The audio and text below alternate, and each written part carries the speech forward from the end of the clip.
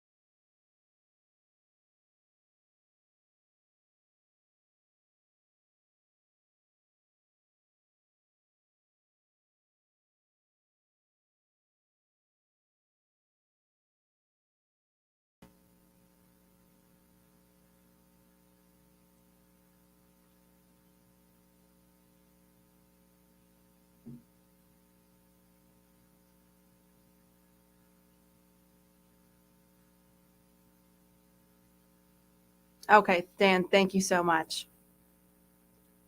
Okay, continuing on to the Lake George Association. They're calling on boaters to look out for aquatic invasive species on the lake this weekend. This is their inaugural lake-wide aquatic invasive species monitoring weekend.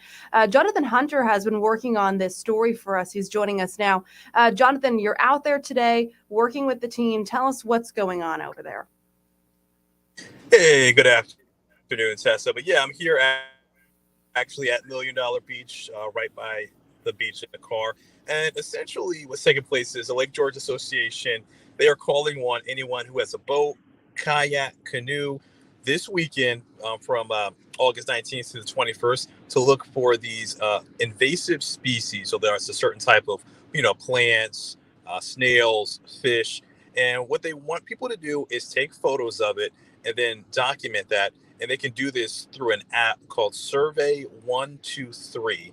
It's pretty simple. You can download the app, take photos of it, and there are more than 100 locations where you can go along the lake. And I'm actually at one of the locations here at Lake George, and I spoke to an individual with the Lake George Association, and I also spoke to a volunteer who decided to this weekend she was going to go out, I think, on a kayak to try to find some of these invasive species.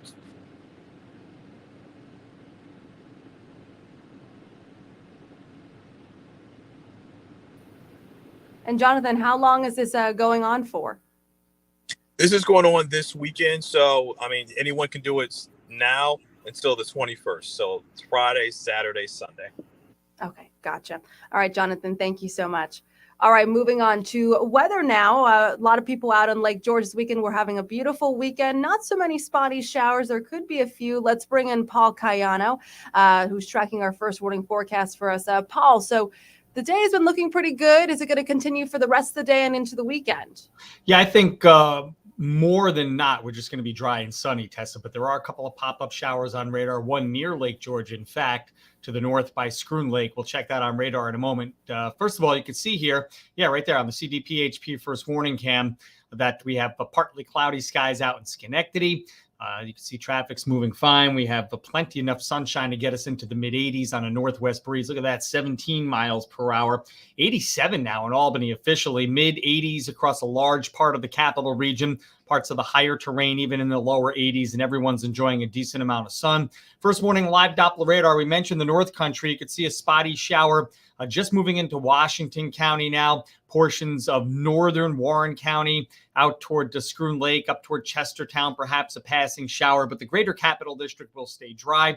And again, you can see in the wider shot, there's still just a couple of isolated blips on the radar. So we can't ignore this, but it does look like, especially when compared to the last couple of days, the amount of shower activity is going to be much lower for the rest of the day today and even to start the weekend. Then we get into tomorrow. Look at this. It's still August. It's still summer, and it's still going to be hot. Temperatures climbing out of the 60s through the 70s and 80s. And I think a lot of us are going to top out in the lower 90s tomorrow. So it looks quite nice and very much summer-like as we get into Saturday afternoon. With that kind of heat and a little bit of humidity tomorrow, let's put just an isolated shower in the forecast. Probably not even this much that we're seeing here on the screen, but I think a better chance at a few late day showers for us on Sunday. 62 tonight, mostly clear, back into the upper 80s and lower 90s tomorrow. So another hot summer weekend in store for us. Sunday, just about to 90. The best chance of showers and storms will come next week on Monday and Tuesday as the next system passes through Tessa, but it looks like we'll dry out again.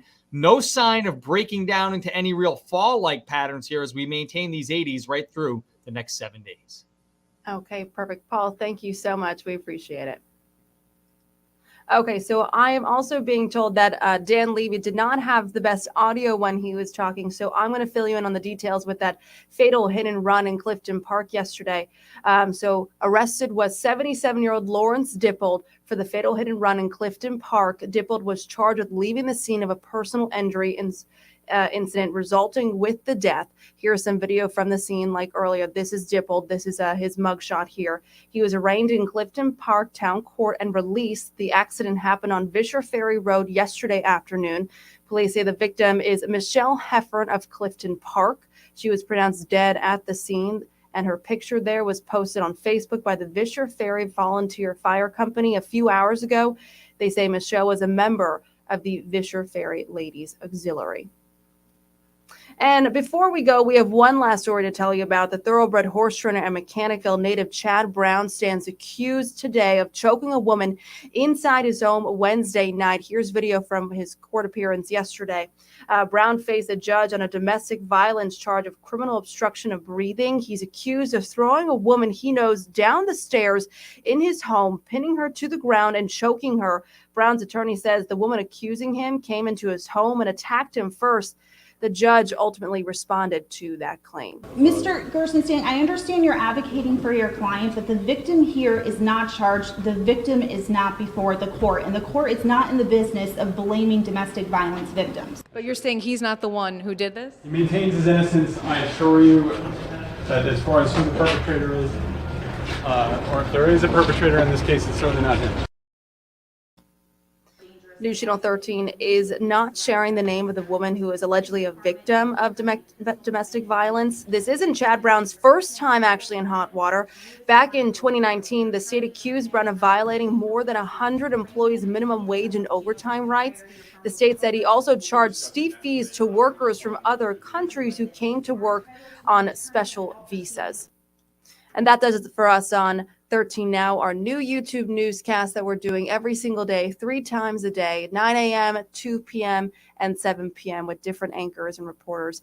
That does it for us, and we'll have more updates and more news starting at 4 o'clock on News Channel 13, and it's always online.